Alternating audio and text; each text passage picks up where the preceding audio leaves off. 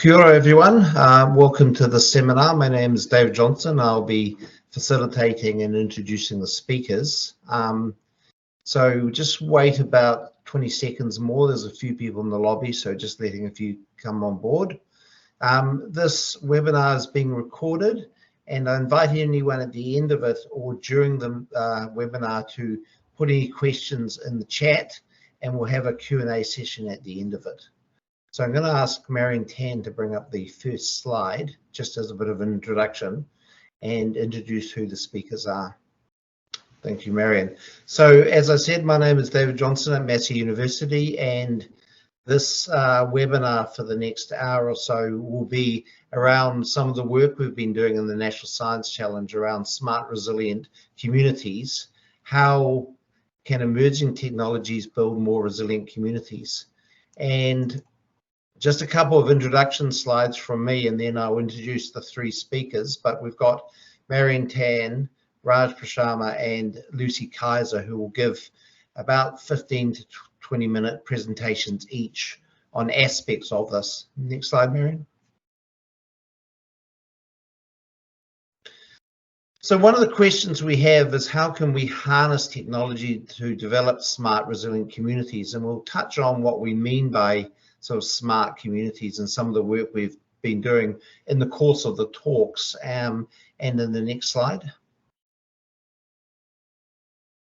So one of the things we're trying to do is really understand how evolving technologies do build resilience, and really looking at the relationships between people. So what are the impacts of technologies, of sensors, and of data? So these three things come together, and the relationships between the way in which we use technology, the way in which we sense things, the way in which we make meaning of it. And then there are a whole lot of issues around within data about who owns it, how do we get it, how do we share it, and what are the sort of opportunities and the challenges that create by recording and collecting data from a range of sensors and a range of people. So there is much work happening at the moment globally on this, but there are also a lot of challenges, both in terms of around data sovereignty, around ethics, privacy, and who gets to make decisions on what we do, use, and collect during sort of in these networks, in these relationships between technology and people. So in the first presentation coming up, Marion will introduce some of the work that she's been doing, and then we will sort of move on to Raj's talk. And the last part of it, really looking at the role of education and technology and some of the work we've been doing with seismometers. So that's Lucy will speak to that. So I'll now introduce Marion Tan, a lecturer at Massey University, to give her presentation. Thank you, David. Kia ora koutou, ko Marion toko ingoa. And really, my talk today focuses on the people side of this kind of technology, people, and data. And the question that I really want to ask always when we're researching technologies, how do people think and feel about technology in disasters? So the first thing, we kind of really need to think about what's the role of technology in our society. And basically, technology shapes our society, and society shapes technology. How we form as a society helps us invent, create new technologies to help us communicate better, but also at the same time, the needs of society helps us in what we design. So it's really an interaction between the things that we invent versus our needs, and also what do we need as a society. So just really want to challenge everyone here today to think about if we think about our lives every day, technology really is from the moment we wake up to the moment we fall asleep, we always interact with technology. So technology is great because it creates a lot of opportunities for us to connect. So for example, for me, I'm from the Philippines, and I owe so much to technology to connect with my family. Without technology, I won't be able to keep them updated. It creates this connection even though I'm so far apart from my family. But at the same time, it does create some vulnerabilities as well, because perhaps my social capital now relies on technology to connect with my family. Maybe I don't rely as much in creating connections in the environment around me. So I really love this comic why neighbors don't know their neighbors. And partly, this is how a society is built these days. We are very much connected to our phones, to our laptops, to our tablets, that sometimes, yeah, we don't make this physical connections anymore. So in one way, technology is great. It creates a lot of opportunities, but at the same time, it also creates a lot of challenges. And in times of disasters, it will create vulnerabilities because we're so dependent on it. And if disasters disrupts our technologies, then it will create big disruptions in our lives when disasters happen. So just those are kind of these things that we need to think about of technologies and disasters. It always relates to how do we relate to technologies in our day-to-day lives. So I am a social scientist, and this is the question that I always want to ask when I'm researching. So what do people think about technology and its roles in disasters? And I'll give two examples from the work that I've been doing with the Joint Center for Disaster Research. So I'll cover the COVID-19 Tracer app. This is a distant memory for some of us, but also another technology that is up and coming, which is in Aotearoa, New Zealand, which is earthquake early warning. So first, let's jump to the COVID-19 Tracer app. So if you guys already forgot about this app because it's no longer in use, but I just want to remind everybody that when the pandemic started, this was one of the new technologies that was introduced.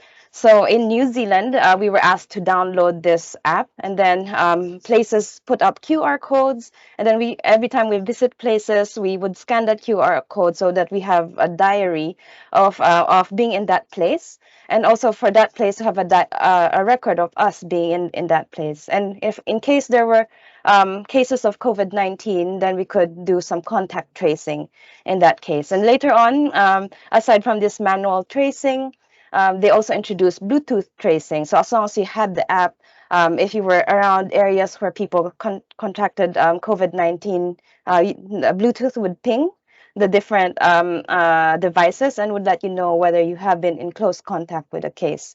So this was a new technology that was introduced to us in 2020, and it was in use until I think perhaps by 2022, early 2022, and then of course things changed in terms of how we dealt with COVID-19.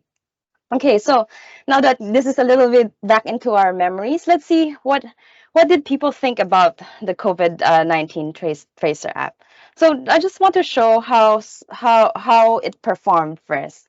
So by the end of the 31st of December in 2021, in during like in a lot of the briefings, one of the key things that were communicated to us that there were 3.5 million registrations for the app. And this seems so amazing because 3.5 million registrations, that's approximately 75% of our entire nation's population. Isn't this great? This is such a good uptake. So that is a good number. But the thing is, we can't be just reliant on this number. We need to dig deeper a little bit on how well the app did over time. So this is good. 75% uptake is huge for an app for an app in an app performance. But if we look deeper, the app utility over time. So if you look at the blue line, let me just get the laser pointer. Okay, so if you look at the blue line, this is the cumulative registrations over time, and at its peak, we had 3.5 million registrations. But if we look at the Bluetooth active devices, it's only at its best under 2.5 million. So it means that even if you downloaded that app, it doesn't mean that you would have activated the Bluetooth. So in terms of performance, it might not have been as good as we thought it was, because 3.5 versus 2.5 million Bluetooth active devices. At the same time, if we look at the manual registrations, the use is it's a lot less than the Bluetooth activation. So this is where people were scanning. So it's not, at best, it would be around less than 1.5 million people using the scanning.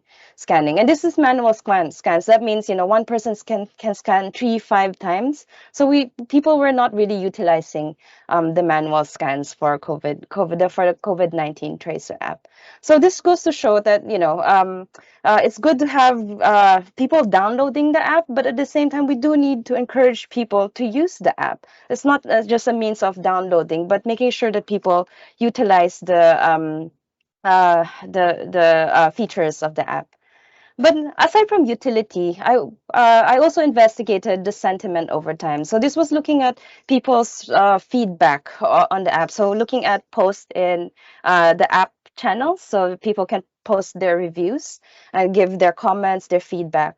So with apps, almost always we would see that people would either give really good comments or really bad comments. But we can track this over time. So what we can see that over time, the positive sentiments would increase, but and then the negative sentiments would decrease over time. But what was really interesting for us was like looking at these peaks of really good comments and coming out, and the bad comments going down. So we have these really important peaks, and these peaks. And when we investigated these times, when these peaks happened, what we figured out, was during the time where perhaps there was a lockdown, perhaps there was a case in the community, and this encouraged people to go back on their app again, to start scanning, to start activating their Bluetooth feature in their app. So in a sense, activity brings better positive sentiments towards the apps. That's what we found out. So what do these kind of imply, these findings? What do people think about technology when when they're thinking about apps that would help us with contact tracing? So first is that really context affects usage. If we have lockdowns, if we have cases in the community, this would definitely change the behavior of people towards using the app. And what we can see, technology is great because like Bluetooth help us trace a lot more efficiently than doing manual scans. We can see this by the utility of the app. So it's a bit more passive Bluetooth than using the manual scan. So this is where technology is great because it helps us doing things more efficiently.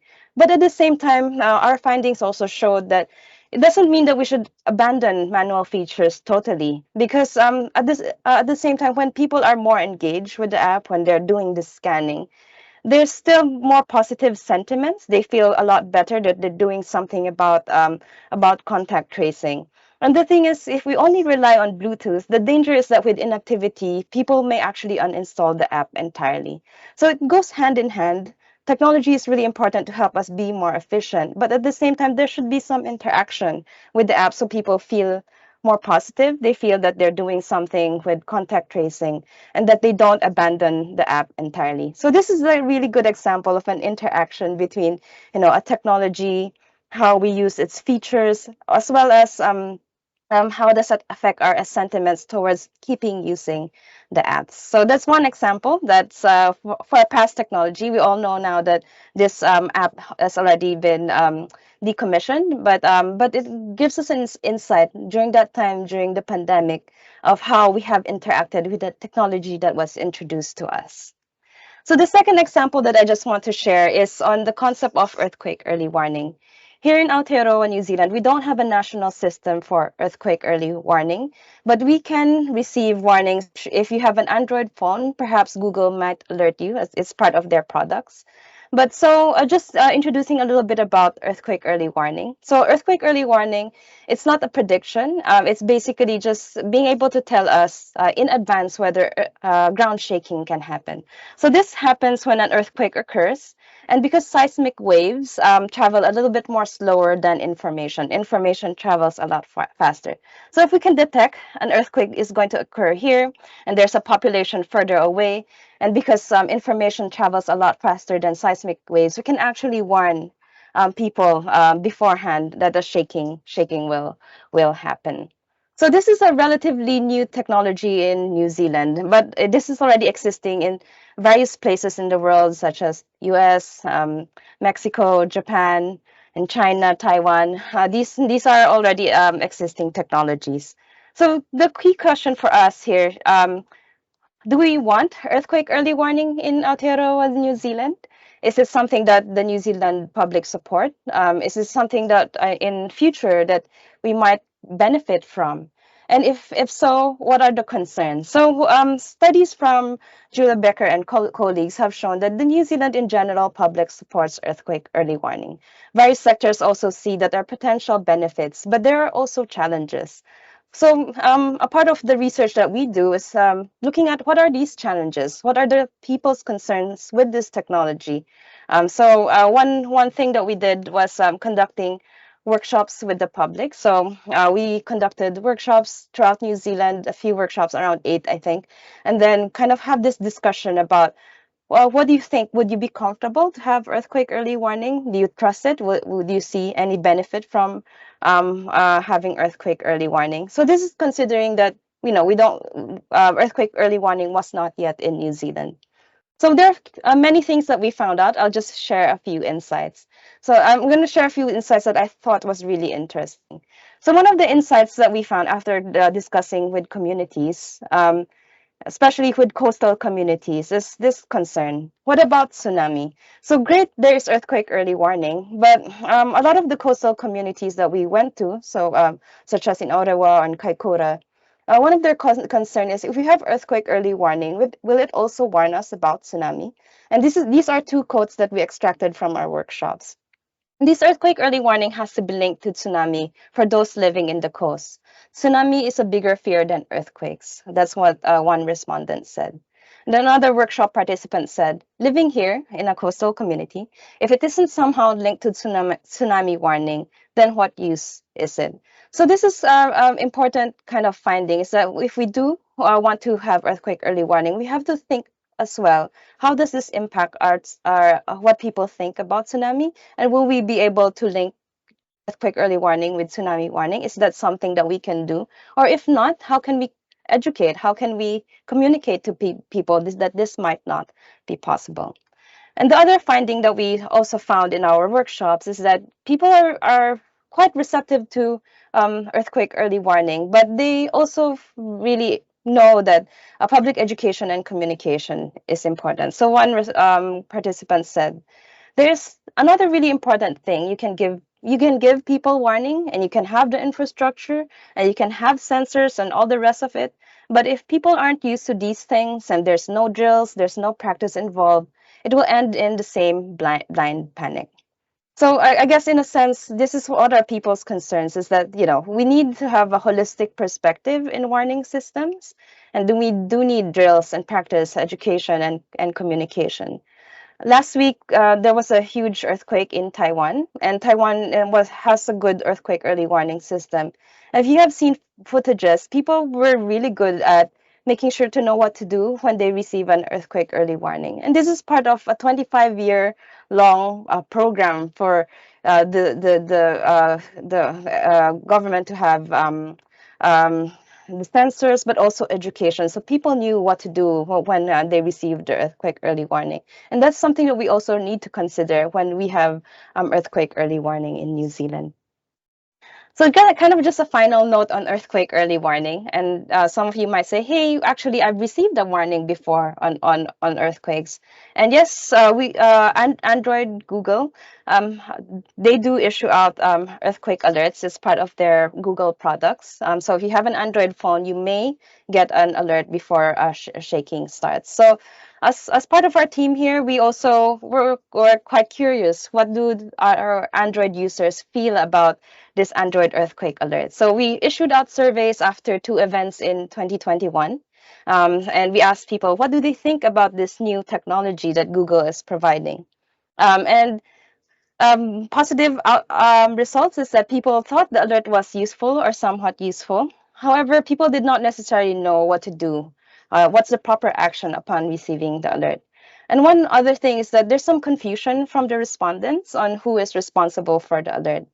They thought it might have come from GeoNet or GNS, or it might have come from Google or NEMA. So there was a little bit of confusion in that space.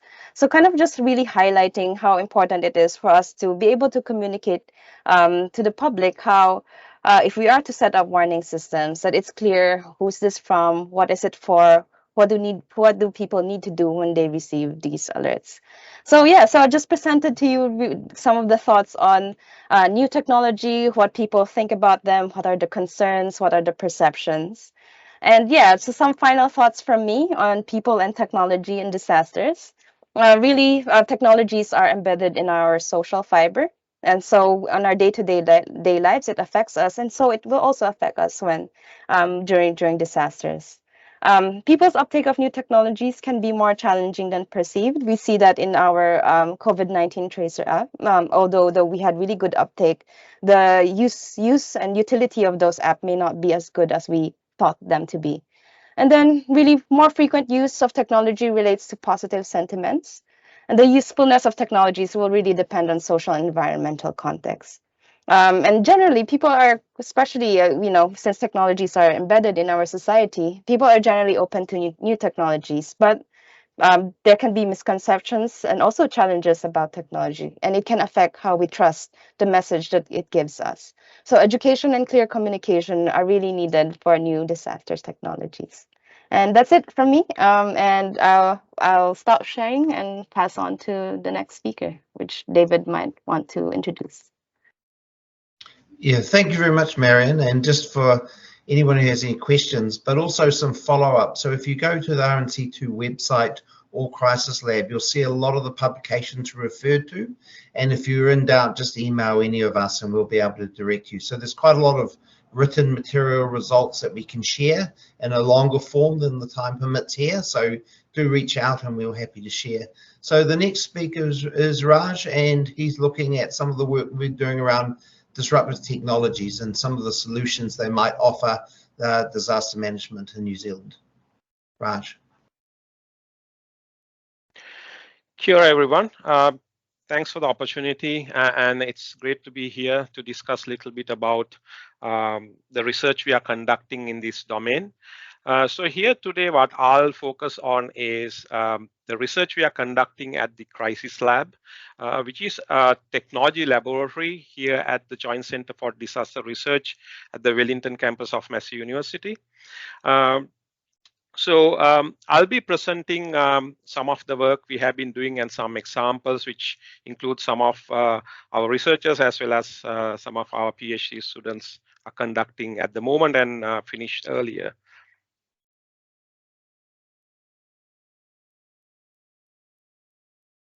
So at Crisis Lab, we have been conducting technology-related research in many different dimensions.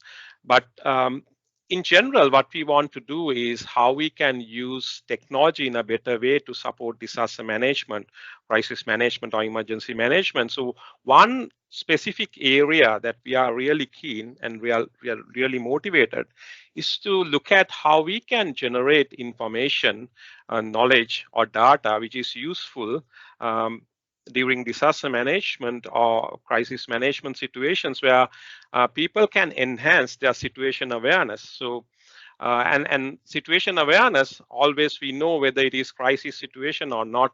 Situation awareness is essential for people to make decisions. So better decision making can use to better performing of actions, and then that will lead to better performance. So situation awareness is an important concept in our day-to-day life, but it is more important during making decisions during disaster situation. But the challenge is it's the difference and the complexity during disasters, what you try to do. So providing situation awareness through technology during disasters can be really challenging and complex, and it brings us some wicked problems and complex scenarios. So at Crisis Lab, we try to see this as a challenge and see how we can bring novel technologies, emerging technologies, and provide some support. So during disaster situations, people involved can make better situation awareness, so they can lead to better decision making. At the end, they can make better actions, and that leads to better performance. So as you can see here, we develop different or use different types of technologies to bring this information required to build situation awareness or enhance situation awareness. So it can come from a variety of forms. You can see warning and monitoring systems, sensor prototypes, data quality related tools, and expert decision making, and of course communication and data communication technologies. The important aspect here I want to touch is that, okay, no matter what type of technology we try to use, the way you try to design and implement technology is also really important matter. So most of the technologies failed, not only due to the bad technology use, as well as the way they try to develop technologies, the approach they take. So we have seen that especially designing technologies during disaster situations failed due to the approach they take. So in the science, it is quite regularly mentioned that you need to have slightly different approach when you want to design and develop systems that can be useful, beneficial to develop or enhance situation awareness. So here we try to use an approach called design science approach at Crisis Lab, which is more ecological approach where we are providing opportunity for different expertise to work together and looking at not only the artifact building, but the linkages to the environment as well as the knowledge base. So approach is quite important. So here we like to advocate that this kind of approach can lead to design and implement or develop systems better that can give us better results when it comes to generating situation awareness during disaster situations. So at the lab, so what we bring as expertise. So earlier you listened to Marion. So our expertise ranging from systems related human behavior interaction or more user side or people side of expertise, as well as technology design, development and implementation. That's basically software or hardware development.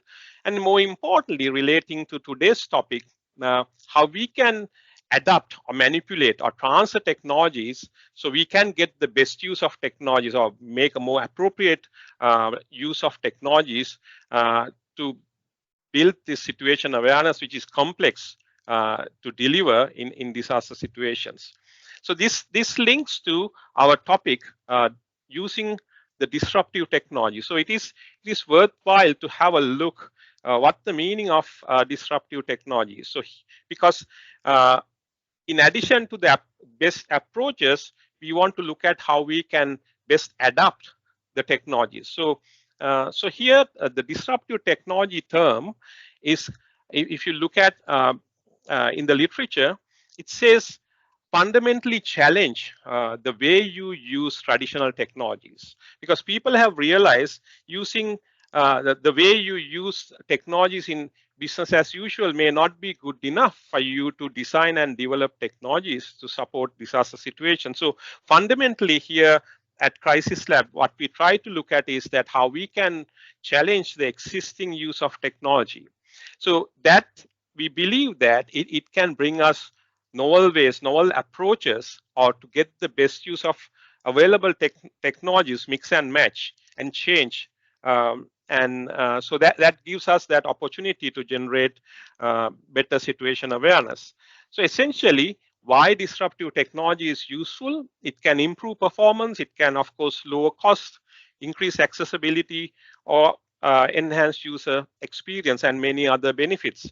So it helps us to solve those wicked or challenging problems, especially in a disaster kind of situation. And of course, answering that question, how we can better perform and provide that better situation awareness using these disruptive technologies. So in next few slides, I'll go into a few examples we have been researching, or some projects we have already completed, but try to give you some examples how this concept of disruptive technology has been adapted to design and develop systems which can help us to build better situation awareness during disaster situations.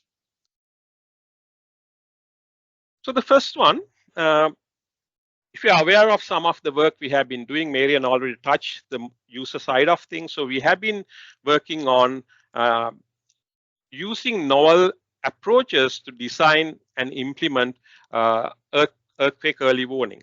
So here we have been using for a while, since 2019, low-cost solutions to combine them in a more non-traditional way, where most of the traditional approaches, the sensors detect earthquake ground motions and send them into a cloud server or centralized server somewhere else, and make those detections and intensities about the earthquake. But here, sensors talk to each other. And why we wanted to do that, there's a reason. I mean, we have realized it reduces the cost, it enhances the speed of the network, and also there are a few other reasons which I'll touch later on. So probably, arguably, this is one of the earlier attempts anywhere else where we connected these sensors in a mesh, where each sensor can contribute either to detect or they can receive a warning. So this is one of the novel ways of using that, challenging the traditional thinking of using technology.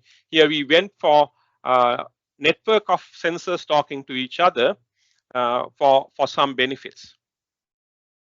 And we started this research in 2019, and at that time there have been a lot of questions, but we can, after a few years now, we can confidently say we have got some really good results, especially RNC funded PhD project through Chantujan Chandrakumar.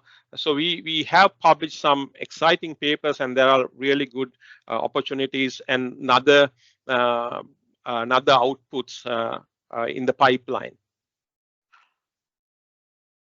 So further expanding earthquake early warning use case, the previous attempt was to design and implement more regional network, where regional networks are across wider area of geography, probably somewhat away from the actual epicenters of the earthquakes. But here we try a slightly different approach to use the concept of disruptive technologies.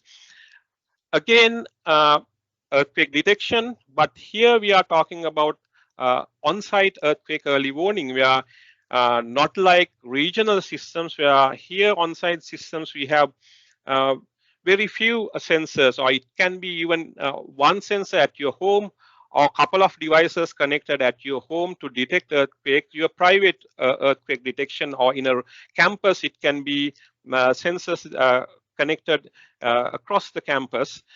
So more focus area, smaller area. So depending on the less resources you have, whether you can successfully detect and warn about upcoming earthquake.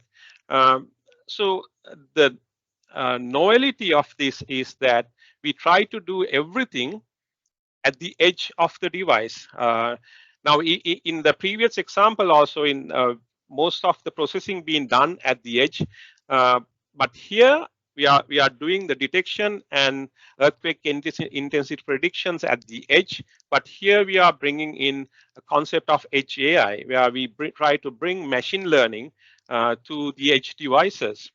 So especially this kind of situation, we need to detect the earthquake as early as possible. Here we are trying to look at the use of P waves, which travels faster, but which is not destructive, which arrives earlier to detection devices. So we try to use that to detect, and then we try to predict upcoming characteristics of the upcoming shake more destructive waveform. So at the edge, using machine learning algorithms. So this is again a kind of a novel adaptation of a technology. Edge AI is like 4 or 5 years old and has been used in other domains, and even in your smartphone you have HAI capability. So we are trying to adapt that to earthquake early warning scenario. So extending this research further, another wicked or challenging question a lot of people ask is, okay, can this warning system works after a big disaster or big event? What happens to the communication channels? So whether you can sustain these warnings, we can continue to provide these warnings for the aftershocks, for example, in the case of earthquakes. So as I mentioned in the first example of mesh networking of earthquake sensors, I mentioned latency and low cost.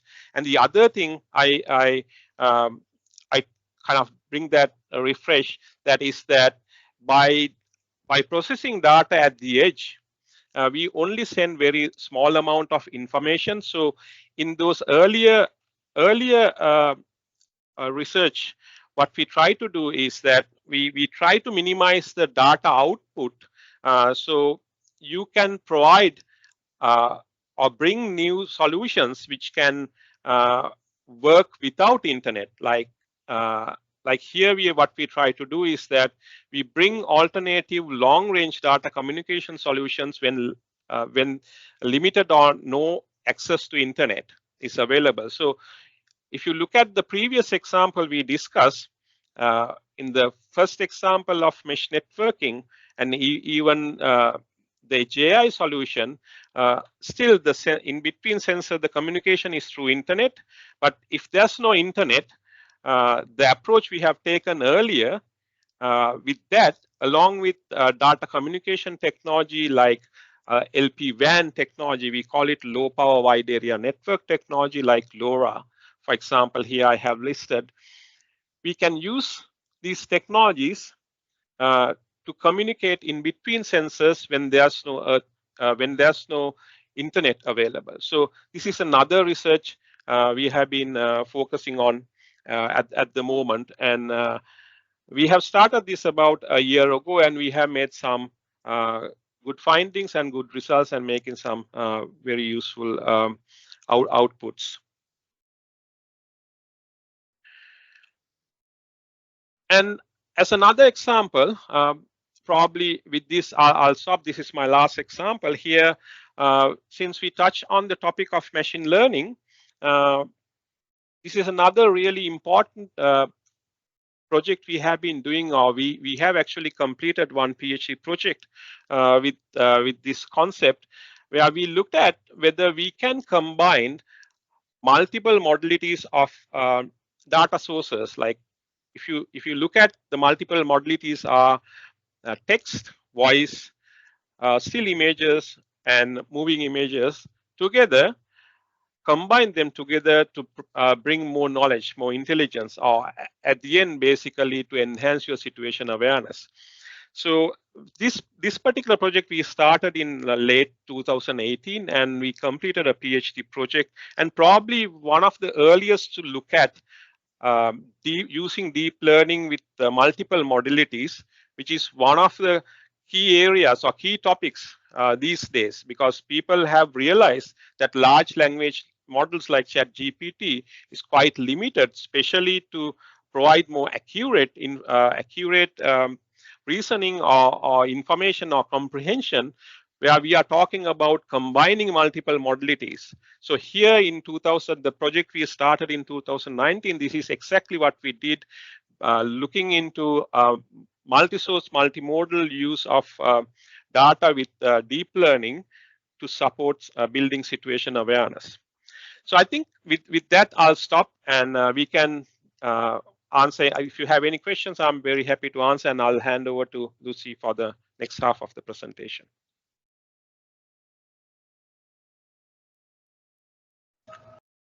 Thank you, Raj, and I'll just, so a lot of material there, and as mentioned before, do be in contact with us if you want some more papers. There's a lot to share.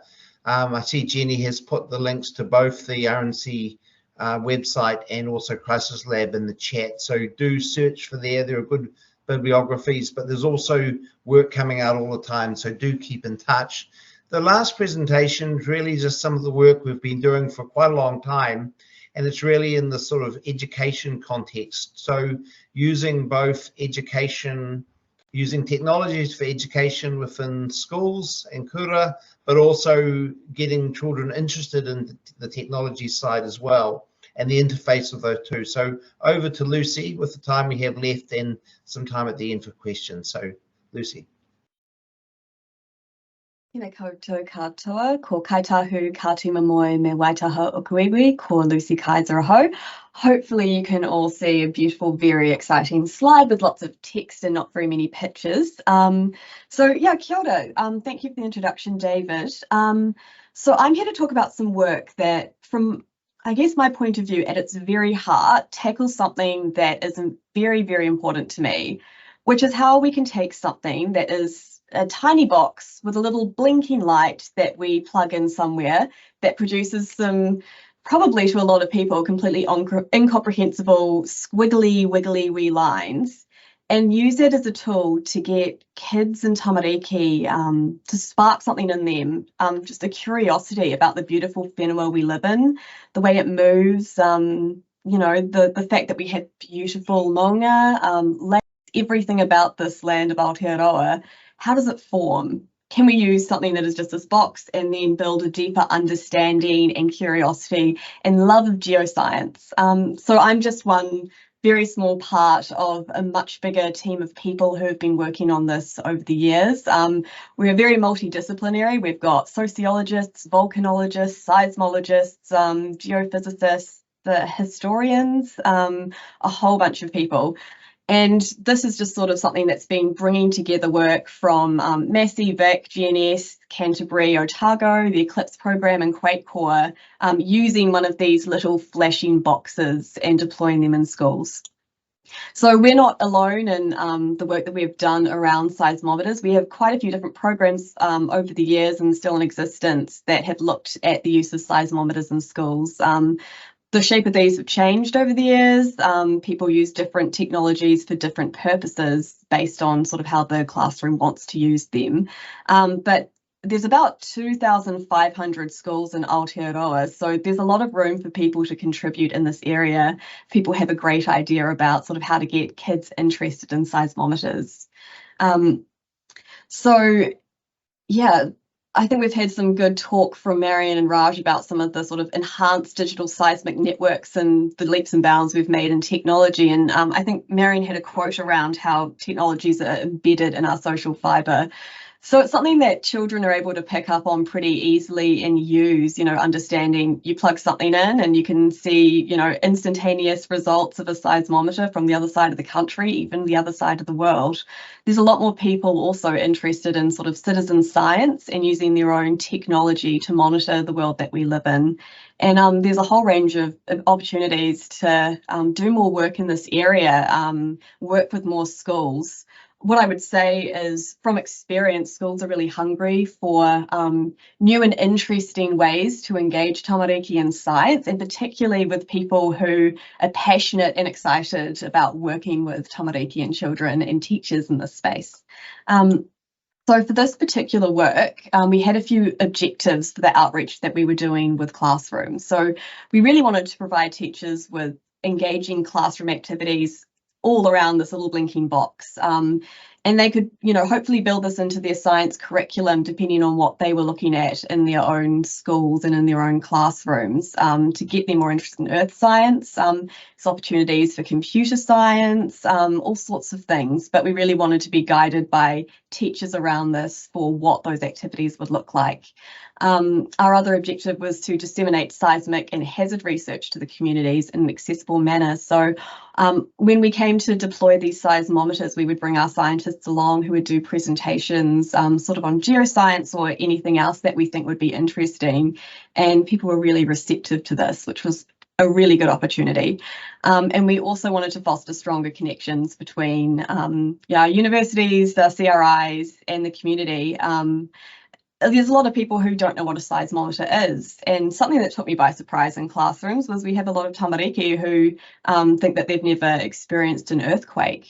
So it's a really cool opportunity to look at some of the basics and bring those out to our communities, and also give a face to what scientists look like. You know, I think people have an image of scientists being locked away in a lab with a big beard and a white coat, but it's incredible being able to go out to the community and go out to schools and talk about something that we're really passionate about, and see people, particularly kids' faces, just light up when they're being engaged in this kind of geoscience research. So we have a few opportunities that we were looking at with this program, and I mean, they're pretty ongoing, I think, with our outreach science activities, just raising awareness of earthquakes and hazards from a sort of curriculum education perspective, raising awareness of subjects like seismology and geoscience, you know, bringing that into the classroom as opposed to being away in our little ivory tower. Also promoting science as a possible career or area of tertiary study. That may seem like common sense, that people think, oh, you know, obviously you could work in science, but we've been in schools where people just really had no idea or just didn't see that as a possibility, that they themselves could be working in science one day, despite the fact they're incredibly interested and curious about the natural world around them. Our hope was also that we would be able to use a seismometer as a tool for educators. So I suppose you're only kind of limited with your imagination about how you want to use a seismometer. I'm sure there'll be teachers out there who have incredible ideas that we haven't thought of for how they could be used in classrooms across a range of subjects. Our hope, as always, as well, that our tamariki will bring the knowledge that they learn home to their whānau and to the wider community, to increase some awareness about how do we prepare for disasters, you know, what an earthquake is, what we can do to be safe if an earthquake or a tsunami happens, all that sort of stuff that's very, very important to us. We always try to link in with local civil defence where we can, whether there's opportunities for them to come along, or if they've got specific information they want to provide for a particularly rohi or region that we're working in. It's always welcome. And then contributing to earthquake detection research. So, you know, in the past slides around the earthquake early warning stuff that Raj was presenting, you know, there's a chance for schools to contribute by having a seismometer in their classroom, you know, building a wider network of sensing equipment. That's quite cool to contribute to. And another part of it is around developing Te Reo Māori, you know, Mātauranga Māori, Western science braided education resources. A lot of the schools we've worked with have been kura, kaupapa Māori, or they've been schools with a large proportion of Māori students. And a lot of the work that gets put out in the science area isn't necessarily tailored to be of use to those kura or culturally relevant to those students. So looking at ways in which we can sort of look at Mātauranga Māori or pūrākau from a local place and give them that sort of aha moment where they understand earthquakes from a different point of view.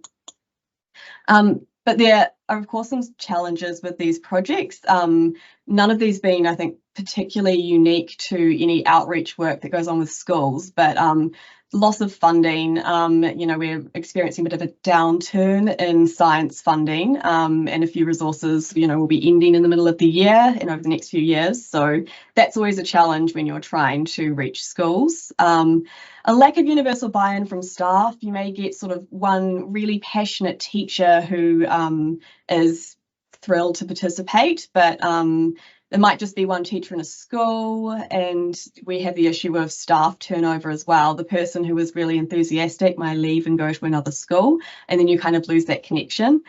Another challenge is the fullness of the curriculum. Teachers are feeling like, you know, the education day is just absolutely jam-packed with activities.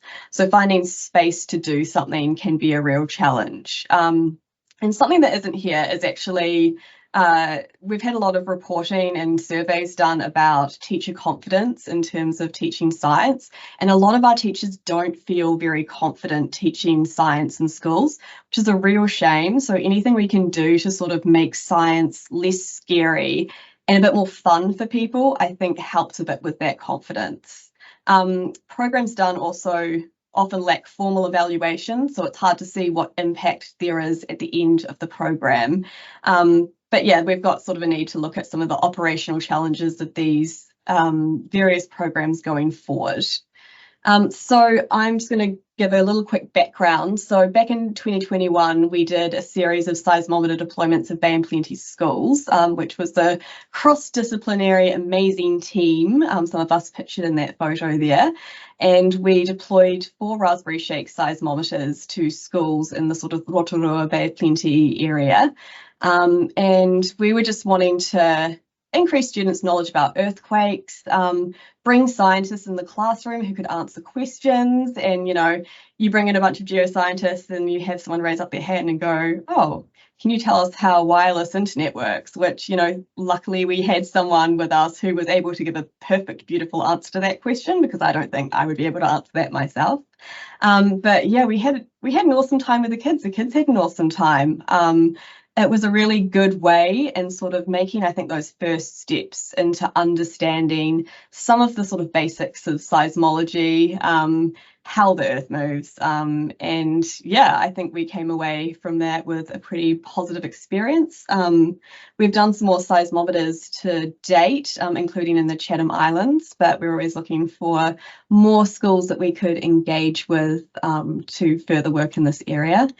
So just some future planned activities. We're looking at the deployment of more seismometers, but as part of a wider monitoring equipment set with potentially weather stations, and developing some resources on this.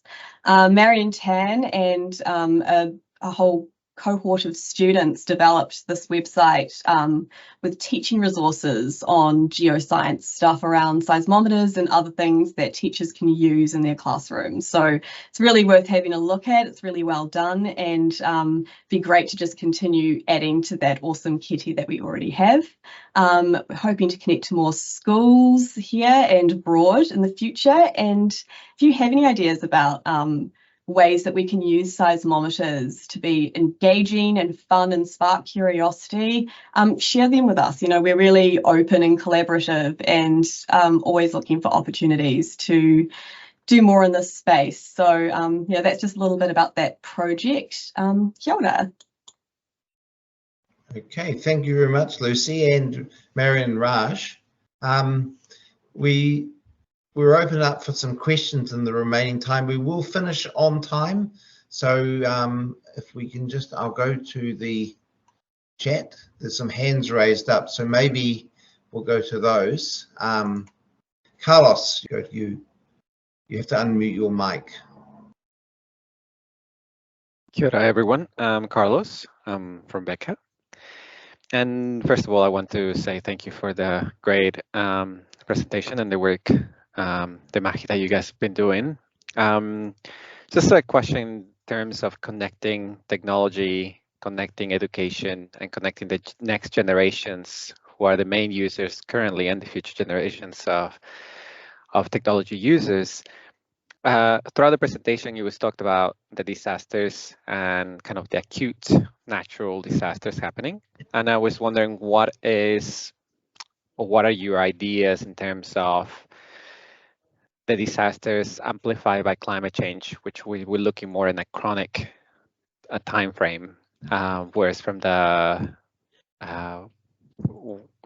technology or from education. I'm just trying to get some ideas from you guys, and what are your thoughts on that? Maybe I'll start off. So I think it's really important, the climate change discussions and sort of opportunities. And what we see from disaster research is that much of the efforts can and do overlap. So climate change adaptation approaches will make resilient to more sudden onset events and vice versa. So some of the responses for other natural hazards will address some of the climate change issues. So I think times we think of them separately, but we can think of them both separately and interconnected. And I think there's value for both fields, for other natural disaster risk reduction, that the climate change efforts can contribute and vice versa. So I think you're right, thinking of them holistically and seeing the interconnections between the two will actually reduce the risk from sort of both elements. But others might want to add. Marion's got some ideas, I'm sure. Yeah, just kind of yeah, definitely you're right that a lot of the research that we're doing has been on the acute phase, but area that I work with as well is on weather, and I posted in the chat some of the work that we're doing on citizen science and crowdsourcing, and this how do we utilize technologies to engage with communities and such as children's schools, but also broader communities. So we do work on that space. So on weather, water projects, kind of this making sure that the people are involved and how do we kind of utilize broader public. So we developed 2 guidance notes with our community with the WMO, and Massey University was part of that, and just shared those 2 links. One is on citizen science more broadly, and then another on crowdsourcing. Perhaps that's like a start of kind of this looking into weather, climate related events that we are facing in the next years. Yeah.